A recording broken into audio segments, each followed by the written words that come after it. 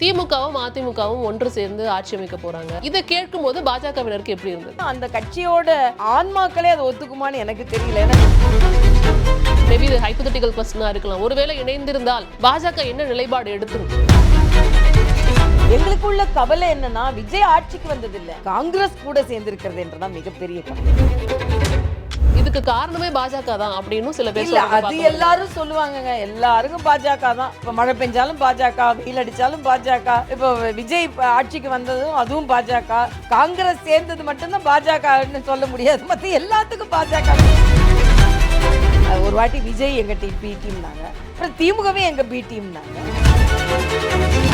கிட்டத்தட்ட ₹3 மேல ஏறி இருக்கு ஒரு பெட்ரோலோட விலை. இதை எப்படி எடுத்துக்கலாம்? இன்னைக்கு போர் சூழல் அதுக்காக இப்படி நடக்குது. அதாவது கிட்டத்தட்ட பிப்ரவரி மாசமே அந்த போர் சூழல் இருந்துச்சுன்னு பார்க்க முடியுது. அப்ப தேர்தலுக்காக இவ்வளவு நாளா பாஜக காத்து இருந்ததா? 2021 தேர்தல்ல 4 சீட்டு, இப்ப 1 சீட்டு. எப்படி எடுத்துக்கலாம்? இல்ல, நான் குறைஞ்சது அப்படின்றத நான் ஒத்துக்கொள்ள மாட்டேன். வருத்தம் அளிக்கக்கூடியதுதான். அரசியலில் ஏற்றத்தாழ்வுகள் உண்டு. ஆனா எங்களுக்கெல்லாம் இருக்கின்ற ஒரு ஊக்கம் என்ன தெரியுமா?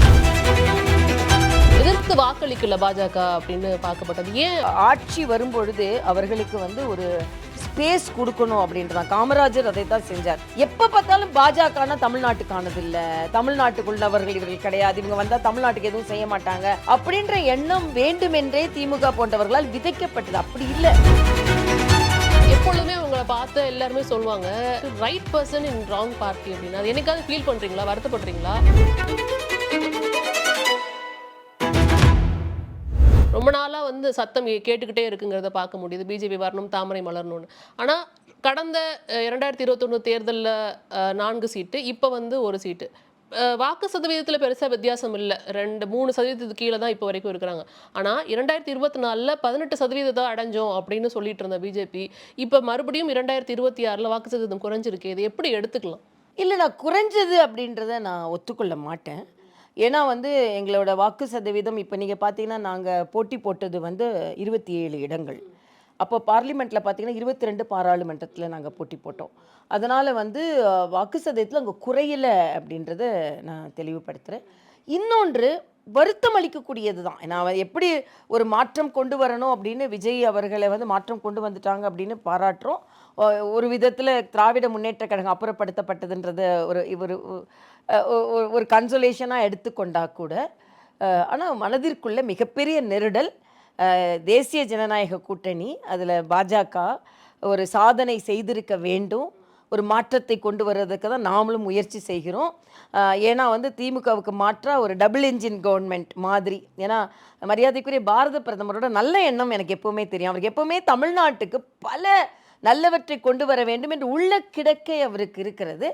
ஆக அதை நம்மளால் ஒரு சாதிக்க முடியவில்லையே என்று நான் உட்பட பாரதிய ஜனதா கட்சியில் எல்லாருக்குமே ஒரு வருத்தம் உண்டு. ஆனாலும் இன்னொரு 5 வருடங்களில் கடுமையாக உழைத்து நம்மளோட திட்டங்களை மக்களுக்கு எடுத்து சென்று, இவங்க தப்பு செய்தால் அதை விமர்சனம் செய்து, அதே சமயத்தில் தப்பு செய்யலைன்னா பாராட்டி ஆலோசனைகள் சொல்லி, இந்த 5 ஆண்டுகளும் நாங்கள் இன்னும் 2029 நிச்சயமாக பாராளுமன்ற தேர்தலில் பாஜக வெற்றி பெறும். அதே மாதிரி 2031 நோக்கி எங்களது நகர்வு இருக்கும். அதனால் இது எங்களுக்கு வருத்தம்தான். நாங்கள் வேண்டிய அளவுக்கு இடங்களை பெறவில்லை என்பதும் வருத்தம்தான். நான் குளத்தில் தாமரை மலரும்னு நினச்சேன், மாலையில் மட்டும்தான் ஒரு தாமரை மலர்ந்துருக்குது. அரசியலில் ஏற்றத்தாழ்வுகள் உண்டு. ஆனால் எங்களுக்கெல்லாம் இருக்கின்ற ஒரு ஊக்கம் என்ன தெரியுமா? மரியாதைக்குரிய வாஜ்பாய் அவர்களின் பேச்சு. அவர் பார்லிமெண்ட்டில் 2 பாராளுமன்ற உறுப்பினர்கள் இருக்கும்போது பேசுகிறார். இப்பொழுது பாரதிய ஜனதா கட்சிக்கு 2 பாராளுமன்ற உறுப்பினர்கள் தான் இருக்கிறோம். ஆனால் இந்த பாராளுமன்றத்தை இந்த பாரதிய ஜனதா கட்சி ஆளும் காலம் வருகிறது என்று பேசினார். ஆக அந்த வார்த்தைகள் ஒரு தேசிய கட்சி, ஒரு கொள்கை பிடிப்புள்ள கட்சி, நல்ல தொண்டர்களையும் கடுமையாக உழைக்கக்கூடியவர்களையும் நல்ல தலைவர்களையும் பெற்ற கட்சி நிச்சயமாக மலர்ந்து மறுமலர்ச்சி எடுத்து வளர்ந்து வரும் என்ற எண்ணம் எனக்கு இருக்கு. உறுப்பினர்களோட எண்ணிக்கை குறைஞ்சிருக்குங்கிற பட்சத்தில் இப்போ பாஜக எந்த மாதிரியான ஒரு நிலை எடுப்பாங்க வாக்கு எண்ணிக்கை இப்போ பெரும்பான்மை நிரூபிக்கிறப்ப அப்படின்னு ரொம்ப உற்று நோக்குன ஒரு விஷயமா இருந்தது. ஆனால் அங்கே எதிர்த்து வாக்களிக்கல பாஜக அப்படின்னு பார்க்கப்பட்டது. ஏன் அப்படின்ற முடிவை நான் கேட்க இல்லை, எப்போவுமே நம்ம ஒரு ஆட்சி வரும்பொழுது அவர்களுக்கு ஒரு ஸ்பேஸ் கொடுக்கணும் அப்படின்றதான். காமராஜர் அதை தான் செஞ்சார். திராவிட முன்னேற்ற கழகம் ஆட்சிக்கு வந்த உடனே என்ன சொன்னார்னா, ஒரு 6 மாதங்கள் நாங்கள் உங்களை விமர்சிக்க மாட்டோம் அப்படின்னு சொன்னார். ஆக எப்போவுமே ஒரு கட்சி வரும்போது ஒரு ஆரோக்கிய பாரதிய ஜனதா கட்சியை பொறுத்த மட்டும் எனக்குள்ள வருத்தம் என்ன தெரியுமா? எப்போ பார்த்தாலும் பாஜகனா தமிழ்நாட்டுக்கானது இல்லை, தமிழ்நாட்டுக்குள்ளவர்கள் இவர்கள் கிடையாது, இவங்க வந்தால் தமிழ்நாட்டுக்கு எதுவும் செய்ய மாட்டாங்க அப்படின்ற எண்ணம் வேண்டுமென்றே திமுக போன்றவர்களால் விதைக்கப்பட்டது. அப்படி இல்லை. தமிழ்நாட்டு மக்களுக்கு யார் நல்லது செஞ்சாலும் அவர்களுக்கு நாங்கள் உடன் இருப்போம். இன்றைக்கி மக்கள் ஒரு வேர்டிக்டை கொடுத்துருக்காங்க. அதனால் நாம் வந்து இன்றைக்கி வந்து ஒரு நேர் எதிரியாக நம்ம பார்க்காம ஓரளவுக்கு நம்ம வந்து ஒரு பார்வையாளராக இருப்போம் அப்படின்னு கட்சி முடிவெடுத்ததுனால அந்த நிலை. இதில் இன்னொரு விஷயம் என்னென்னா, இங்கே தலைவர் மாற்றப்பட்டது தான் காரணமா அப்படின்ற கேள்வி வந்து முன்னிலேருந்து எழுந்துட்டு இருந்தது. இப்போ இன்னும் வீரியமாக எழுந்திருக்கு அப்படிங்கிறத பார்க்க முடியுது. கடைசி நேரத்தில் வந்துட்டு திரு அண்ணாமலை அவர்கள் பாஜக தலைவராக மாற்றப்பட்டார். அதுவுமே இந்த ரிசல்ட்டுக்கு ஒரு முக்கிய காரணம் அப்படின்னு சொல்கிறாங்க. இதை எப்படி எடுத்துக்கலாம்? தம்பி அண்ணாமலை அவர்கள் கட்சியை மிக தீவிரமாக பணியாற்றினார்கள், தீவிரமாக வளர்த்தார்கள் என்றில் எந்த மாற்று கருத்தும் இல்லை. அதில் அண்ணாமலை அவர்கள் தலைவராக இல்லையே தவிர எல்லா தொகுதிகளிலும் அவர் வந்து பிரச்சாரம் செய்தார். அதே மாதிரி எல்லா கூட்டங்களிலும் அவர் பங்கெடுத்து கொண்டார். இன்னும் சொல்லப்போனால் கோவை வடக்கு போன்ற இடங்களில் சகோதரி வானதி சீனிவாசன் உடம்பு சரியில்லாத போது அவர் 2-3 நாட்கள் அங்கே கூட பணியாற்றினார். அதனால் அவரை வந்து முற்றிலுமாக அவரும் கட்சியை புறந்தள்ளல, கட்சியும் அவரை புறந்தள்ளல. அதனால் அவரோட பணி இருந்து கொண்டு தான் இருந்தது. இதில் வந்து ஒரு கட்சியின் வெற்றி தோல்விக்கு இன்னார்தான் இப்படித்தான் என்று நம்ம முத்திரை குத்துவதை விட அன்றைய கால சூழல், இந்த ஒரு முதலமைச்சரே தோற்கின்ற அளவிற்கு தமிழக அரசியலில் ஒரு புயல் மாதிரி சுழண்டு அடிக்கும் பொழுது அதில் நாம் இன்னும் இன்ட்ராஸ்பெக்ஷன் செய்யணும். இதை மாதிரி சூழ்நிலையில் கூட நாம் ஜெயிச்சிருக்கணும், வெற்றி பெற்றிருக்கணும். இல்லை எங்கெங்கெல்லாம் குறைகள் ஏற்பட்டதுன்னு இப்போ எங்களுக்கு 19-20 எங்களுக்கு ஒரு சுய பரிசோதனைக்கான ஒரு கூட்டம் இருக்கிறது. அதில் நாங்கள் விவாதிப்போம். அதனால் யார் மீதும் குறை சொல்ல முடியாதுன்றதான் நம்ம சொல்ல முடியும். கிட்டத்தட்ட 2021 தேர்தலுக்கு அப்புறம் அதிமுக எதிர்க்கட்சியில் தான் இருந்தாங்க. ஆனால் அதிமுக செயல்பாடுகளை விட அண்ணாமலை அவர்கள் பொறுப்பேற்றிருந்த பாஜகவின் செயல்பாடு வந்து ரொம்ப தீவிரமாக இருந்ததுன்னு பார்க்க முடிஞ்சிச்சு. அவருமே வந்துட்டு துரைமுருகன் அவர்கள் என்ன சொன்னார்னா, முன்னாள் அமைச்சர், பேய் மாதிரி வளருது பாஜக அப்படின்னு சொன்னார். அந்த காலகட்டங்களில் நம்ம பார்த்துட்டு இருந்தோம். அப்போ நீங்கள் வேறு இடத்துல ஆளுநராக இருந்ததுனால அவருடைய பார்வை தான் இங்கே அதிகமாக இருந்ததுங்கிறத பார்க்க முடியுது. அண்ட் ஆல்சோ எதிர்க்கட்சியாக பரிணமிச்சிச்சு. இவங்க தான் எதிர்க்கட்சியாக இருக்கிறாங்க அப்படிங்கிற மாதிரியான செயல்பாடுலாம் இருந்தது. இப்போ அது மாதிரி இருக்குமா? ஏன்னா எதிர்த்தரப்பில் வந்துட்டு நிறைய கட்சிகள் இருக்குது. திமுக எதிர்க்கட்சியாக எப்படி செயல்படுங்கிறது தெரியும். நிச்சயமாக இருக்கும். அதனால தான் அவங்ககிட்ட ஏற்கனவே சொன்னேன், இந்த 5 ஆண்டுகளில் எங்களோட உணர்வுகளை புண்படுத்தினாலோ மக்களின் உணர்வுகளை புண்படுத்தினாலோ அதற்கான தீவிரத்தன்மை நிச்சயமாக இருக்கும். மக்களுக்கு நாங்கள் அதை எடுத்து செல்வோம். ஒரு காலகட்டத்தில் அரசியல் சூழல், நான் சின்ன வயதுலேருந்து அரசியலில் பிறந்து வளர்ந்ததுனால் ஒவ்வொரு காலகட்டம் வேறு மாதிரி அரசியல் இழுத்து செல்லும். நீங்கள் பார்த்தீங்கன்னா மரியாதைக்குரிய ஜெயலலிதா அவர்கள் இருந்த காலம், அதுக்கப்புறம் அவங்க சட்டமன்றத்தில் அவங்க அவமானப்படுத்தப்பட்ட காலம், அப்புறம் அவங்க சபதம் எடுத்த காலம், அப்புறம் அவங்க திருப்பி வந்த காலம், அப்புறம் கலைஞர் அவர்களை கைது செய்யப்பட்ட காலம், அப்புறம் கலைஞர் அப்புறம் திரும்பி வந்த காலம், எமர்ஜென்சியில் எல்லாரும் அடிப்பட்ட காலம், அதுக்கப்புறம் எல்லாரும் திரும்பி வந்த காலம், அந்த கோவை குண்டு வெடிப்பு, அதுக்கப்புறம் எல்லாரும் அதில் சிரமப்பட்ட காலம், மரியாதைக்குரிய ராஜீவ்காந்தி அவர்கள் இங்கே வந்து தமிழ்நாட்டிலே இறந்தது, அதுக்கப்புறம் வந்த காலம், அதிமுக அப்போ 2ஆ பிரிந்து சேவலும் புறாவாகும் நின்ற காலம், அப்புறம் இணைந்து திருப்பி இரட்டை இலையாக மாறிய காலம், திராவிட முன்னேற்ற கழகத்துக்கு ஒரே ஒரு சட்டமன்ற உறுப்பினர் இருந்த காலம், அப்புறம் திராவிட முன்னேற்ற கழகம் ஆட்சிக்கு வந்த காலம். ஆக இதெல்லாம் எம்ஜிஆர் அவர்கள் 13 ஆண்டுகள் முதலமைச்சராக இருக்கும்போது கலைஞரால் ஆட்சிக்கு வர முடியலை. ஆக இது எல்லாமே நாம் அரசியல் சூழ்நிலையில் பார்த்தது தான். அதை பார்க்காத ஒன்றை நாம் பார்க்கலை. அதே நேரத்தில் எல்லா கட்சிகளுமே ஒரு நேரம் தோற்றாலும் அது பின்பு அவர்களோட கடுமையான முயற்சினால மேல் எழும்பி வந்திருக்கிறார்கள். நாங்கள் பாரதிய ஜனதா கட்சியை நான் அப்படி தான் பார்க்குறேன்.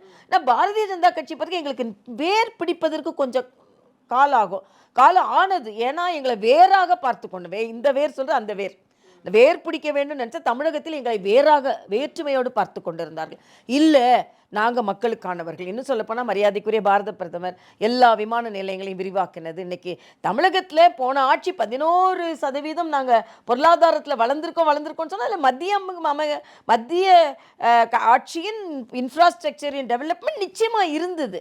ஆக இது எல்லாவற்றையும் வைத்து மக்களிடம் எடுத்து சொல்லி கான்க்ரீட்டாக ஒரு கட்சி, நான் இப்போ உதாரணத்திற்கு நான் மயிலாப்பூரில் என்ன நினச்சேன்னா, வெற்றி பெற்றா எல்லாருக்கும் நீங்கள் வந்து இலவசம் அப்படி இப்படின்னு நம்ம திட்டங்களை அறிவிப்பதை விட வீட்டிலேருந்து ஒரு பெண்ணை தொழில் முனைவோராக ஆக்கணும். தேர்ந்தெடுத்து முத்ரா வங்கியில் அவங்கள மத்திய அரசிற்கான இந்த திட்டங்கள் இருக்குது, மத்திய அரசு திட்டத்தை ஒன்றை கொடுத்து அவங்க தொழில் முனைவோராக்குனா அவங்க வந்து சுயசார்பு பெண்ணாக மாறிடுவாங்க அப்படின்னு நான் நினச்சேன். ஆக மத்திய அரசின் இந்த நல்ல திட்டங்கள் மக்களுக்கு வந்து கவர்ச்சி கொஞ்ச நாளைக்கு விஜய் அவர்கள் மீது இருக்குது நிச்சயமாக. ஆனால் அது வளர்ச்சி அளவுக்கு அவங்க கொண்டு போயிட்டாங்கன்னா பரவாயில்ல. ஆனாலும் மத்திய அரசின் பங்கு நிச்சயமா இருக்கும், பாரதிய ஜனதா கட்சியின் பங்கு இருக்கும். நாங்கள் அதை தெளிவாக மக்களிடம் எடுத்து சொல்லி அது முதல் ட்வீட்லேயே அவர் சொல்லிட்டாரோ, நாங்கள் வந்து உங்களோட இணைந்து செயல்படுவோம் அப்படிங்கிறத பிரதமர் மோடி அவர்கள் வந்துட்டு சொன்னதுக்கு முதல்வர் விஜய் அவர்கள் நன்றி தெரிவிக்கும் போது சொல்லிட்டாரு அப்படிங்கிறத பார்க்க முடியும். ஆமாம், அதில் ஆரோக்கியமான சூழ்நிலை தான், ஆனால் அது நடைமுறைப்படுத்தப்பட வேண்டும். ஏன்னா எங்களுக்கு உள்ள கவலை என்னன்னா, விஜய் ஆட்சிக்கு வந்ததில்லை, காங்கிரஸ் கூட சேர்ந்திருக்கிறது என்றுதான் மிகப்பெரிய கவலை. ஏன்னா காங்கிரஸ் வந்து ஒரு தோல்வி அடைந்த கட்சி, பல இடங்களில் வளர்ச்சியே கொடுக்காத கட்சி, அதனால் பல மாநிலங்களில் புறக்கணிக்கப்பட்ட கட்சி. ஆனா சவுத் இந்தியா ஃபுல்லா இப்போ அவங்க வந்து விஸ்தரிப்பு ஆயிட்டாங்கங்கிற மாதிரி பார்க்க முடியுது. இல்லை, சவுத் இந்தியாவில் வந்து எப்போவுமே கேரளாவில் நம்ம சொல்ல முடியாது. கேரளாவில் அவங்க 10 ஆண்டுகளுக்கு முன்னால் இருந்தாங்க. கர்நாடகாவில் நிச்சயமாக அடுத்தது பாஜக தான் வரும். ஏன்னா இப்போவே மக்கள் வந்து கர்நாடகாவில் பாஜக ஆட்சியையும் இப்பொழுது உள்ள அவங்க முதலமைச்சருக்கே சண்டை நடக்க ஆரம்பித்து விட்டது. நான் 6 மாதம் நான் இருக்கிறேன், நீ 6 மாதம் இருன்னு. அதனால் நிச்சயமாக கர்நாடகா, தெலுங்கானாவில் நிச்சயமாக அடுத்த முறை பாஜக தான் வர்றதுக்கு வாய்ப்பு இருக்குது. போன முறையே வந்திருக்க வேண்டும், அங்கே கொஞ்சம் சின்ன குழப்பங்கள் இருந்தது. ஆந்திராவில் ஏற்கனவே தேசிய ஜனநாயக கூட்டணினால தமிழ்நாட்டில் இந்த 2 தான், இந்த 2 வச்சு பல மாநிலங்கள்லாம் வருங்கன்னு இவங்க நினைக்கிறது கணக்கு. கிட்டத்தட்ட வந்துட்டு 50 வருடங்களுக்கும் மேல வந்துட்டு ஒரு தேசிய கட்சி வந்து மறுபடியும் இங்கே அமைச்சரவையில் இடம் பிடிக்குதுங்கிறது ஒரு பெரிய விஷயம் தானே. காங்கிரஸ் அந்த இடத்துக்கு நகர்ந்திருக்கிறாங்க. இல்ல, அது கரெக்ட். பட் எத்தனை வச்சு நகர்ந்தாங்க? 5 பேரை வைத்து மட்டும்தான் நகர்ந்திருக்கிறார்கள். அது இவங்க இன்னொரு கூட 5 வாங்கியிருந்தாங்கன்னா அதில் பிரச்சனை இல்லை. அதனால் இவங்க அவங்களோட சாதனை என்று சொல்வதை விட இந்த கட்சியோட வேதனையை குறைக்கிறதுக்கு அவங்க முயற்சி செஞ்சாங்கன்னு சொல்லலாமே தவிர இல்லை எந்த விதத்துலையும் காங்கிரஸோட சாதனை நான் இதை எடுத்துக்க மாட்டேன். அது மட்டும் இல்லை, இந்த 5 எப்படி பெற்றாங்க? திமுக கூட இருந்து பெற்றாங்க.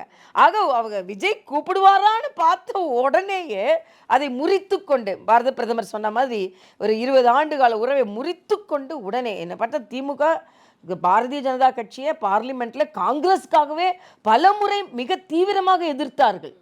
அப்படியே அவங்கள விட்டுட்டு ஓடி போய் ஒட்டி கொண்டார்கள் என்றால் இது காங்கிரஸுக்கு ஆரோக்கியமான அரசியல் என்று யாரும் சொல்லவே முடியாது. இன்னும் சொல்லப்போனால் அங்கே அங்கே கேரளாவில் 11 நாள் ஆச்சு உங்களுக்கு வந்து முதலமைச்சரை தேர்ந்தெடுக்கிறதுக்கு. இங்கே இந்த 5 பேரில் யார் 2 பேருன்னு சொல்கிறதுக்குள்ளே அதுக்குள்ளே ஒரு பிரச்சனை வரும் பாருங்க. இதையெல்லாம் விஜய் வந்து சந்திக்கும் போது அவருக்கு கொஞ்சம் வருத்தமாக தான் இருக்கும். இதில் அடுத்த கட்டமாக நான் உங்ககிட்ட கேட்கணும்னு நினைக்கிறது என்னென்னா, யாருமே எதிர்பார்க்காத உண்டு, இது மக்கள் அது நடந்திருந்தா மக்கள் ஏற்றுப்பாங்களா அப்படிங்கிற ஒரு கேள்வியெல்லாம் நிறையவே இருக்கும்.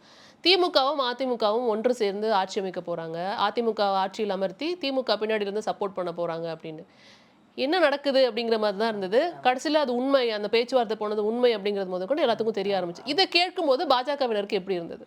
இல்லை, எனக்கு வந்து கொஞ்சம் அதிர்ச்சியாக தான் இருந்தது. ஏன்னா நான் சின்ன வயதிலேருந்து பார்க்கும்போது திமுக அதிமுக என்பது நேர் எதிர்க்கட்சிகள் தான். எந்த சூழ்நிலையிலும் அவங்க ஏறக்குறைய ஒன்றாக வந்தது கிடையாது. போராட்டங்களில் கூட அவங்களுக்கு இவங்களுக்கு ஒரே கொள்கையாக இருந்தால் கூட அவங்க வேறு வேறு தான் தனது போராட்டங்களை அவர்கள் நடத்தி இருக்கிறார்கள். அதனால் நிச்சயமாக அது வந்து என்னால் கூட ஒப்புக்கொள்ள முடியாது. மக்கள் நிச்சயமாக ஒப்புக்கொண்டிருக்க மாட்டார்கள். அந்தந்த கட்சி தொண்டர்களும் அதை ஒப்புக்கொண்டிருக்க மாட்டார்கள்.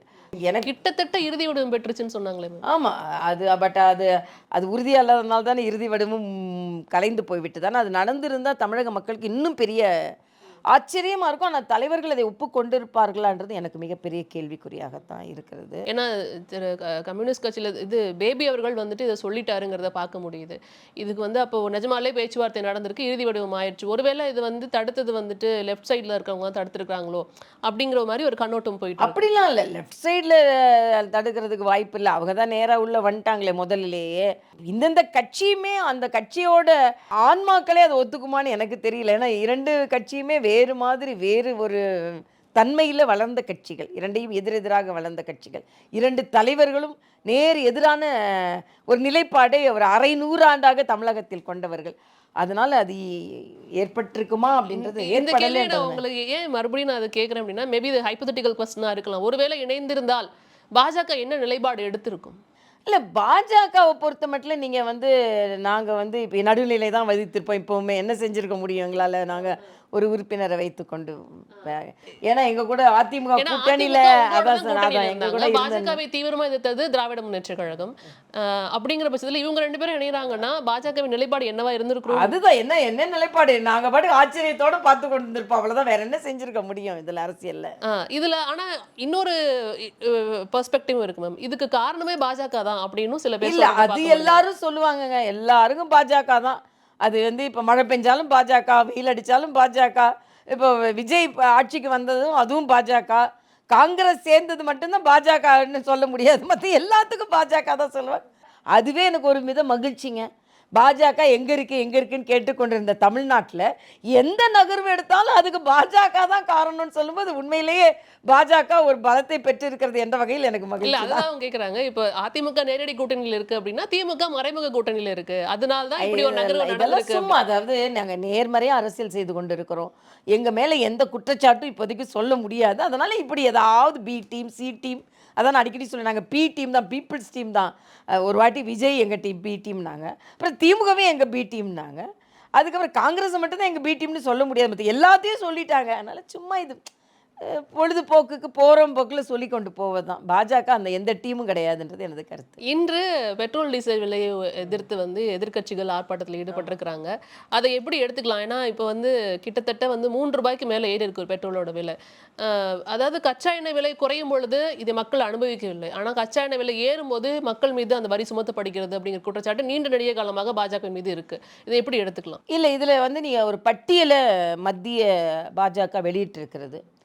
இலங்கையில் ஒரே நாளில் ₹56 அதிகரித்திருக்கிறது, அமெரிக்காவில் ₹75 அதிகரித்திருக்கிறது.